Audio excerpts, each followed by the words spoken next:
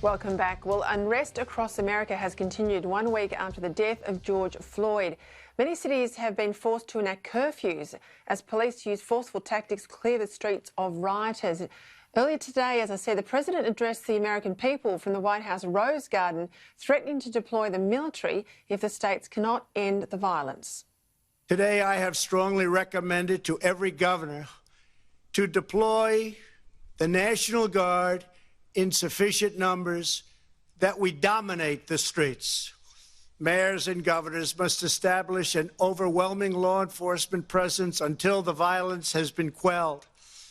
If a city or state refuses to take the actions that are necessary to defend the life and property of their residents, then I will deploy the United States military and quickly solve the problem for them. A man who is almost as well known around the corridors of Washington, D.C. as he is here in Canberra is Dennis Richardson, former head of the Defence Department, former head of Foreign Affairs and Trade, our domestic spy chief from his time at ASIO, former Chief of Staff to Prime Minister Bob Hawke. Goodness me, what a long list of titles you've got there, Dennis Richardson. And one-time ambassador, of course, germane to all of this, one-time ambassador for Australia in the United States. Dennis Richardson joins me now from Canberra. Terrific to see you again. Look, I might start, I'll ask you about the speech, but I want you to put your Defence Department hat on too, because I think most Australians may not understand the significance of putting the military on the street in a civilian context, your own country, in a democracy. That's a very weighty decision, and Trump talked about that today as a fallback if the governors don't put the National Guard out there, as he's been demanding for a couple of days. Just take us through what sort of consideration that would be. Oh, well, Peter, it would be the first time a US president has done that in a long time. He would need to do it under the Insurrection Act. He would need to follow a certain process. It has been done once in Australia. You might recall, following the Hilton bombing in 1978-79 in Sydney at the Choggum Regional Heads of Government meeting, I think Malcolm Fraser called out the military in terms of movements between Sydney and Canberra. But that was very much a rarity in Australia. In the US, it's not happened all that often. Normally the National Guard is more than able to handle riots and looting of this kind.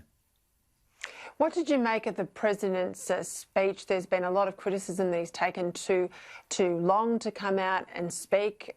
Clearly, it's a vexed position. If he doesn't say the right thing, according to some critics, he'll be charged with inciting more violence. Did he hit the tone right today, do you think? Well, in part. I mean, President Trump does not play defence. President Trump plays offence. That's his natural position. He's very unconventional. He won the 2016 election by conducting an unconventional campaign. His presidency has been unconventional. His initial approach to the death of George Floyd was very proper. It was very, very concerned. He was very aware of what might unfold.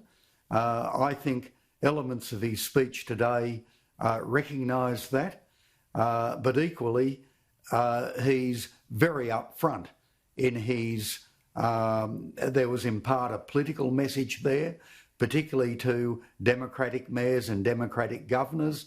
So to that extent, it wasn't conciliatory, but at the same time, against the backdrop of the looting and rioting we've seen in the last couple of days, you can understand the reason for the toughness of the message. Talk to me about those governors too, because they've been a real feature of the last couple of days. Some have been saying, certainly the President has, that they should be doing more to protect life and property here. But of course, you know, it's yet another death of a black American, unarmed black American at the hands of a police force. So the origins perhaps of why these protests are now happening in the street, the original origins at least, seems to have paralysed leaders in the past. Has it paralysed them today? Look, Peter, in part, I think situations like this are extraordinarily difficult. You have the killing of a black man in circumstances which are horrific. That very understandably leads to demonstrations, very understandably leads to demands for the system to change. These are not new demands, and the fact they've been made before simply adds to the frustration that people feel. Over time, peaceful demonstrators are infiltrated by groups from both the right and the left. Sometimes both those elements have an interest in promoting violence and larceny.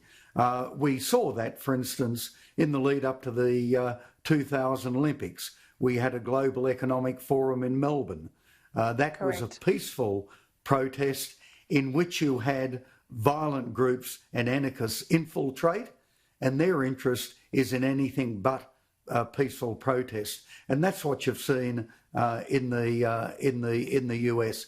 It in no way detracts from the legitimacy of the demonstrations, in no way detracts from the legitimacy of the demands for reform within the justice system in the US, but at the same time, it does not excuse willful violence and willful damage to property.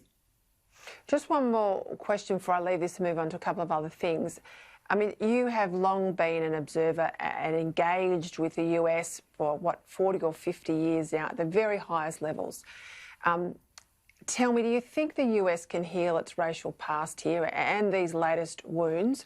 Or are we now seeing a sort of a pattern of sorrow, not unlike school shootings, that the country's sort of forced to live with for some time? Peter, look, that really is the $64 million question. First of all, I think you've got to see it in an historical context. The US has moved a long, long way. You go back to the days of slavery, thank heavens, we've moved well on from that. However, you look at the Jim Crow movement in the 1920s, Ku Klux Klan and the like. There's deep history here. You go back to '68, the assassination of Martin Luther King, the violence that followed from that.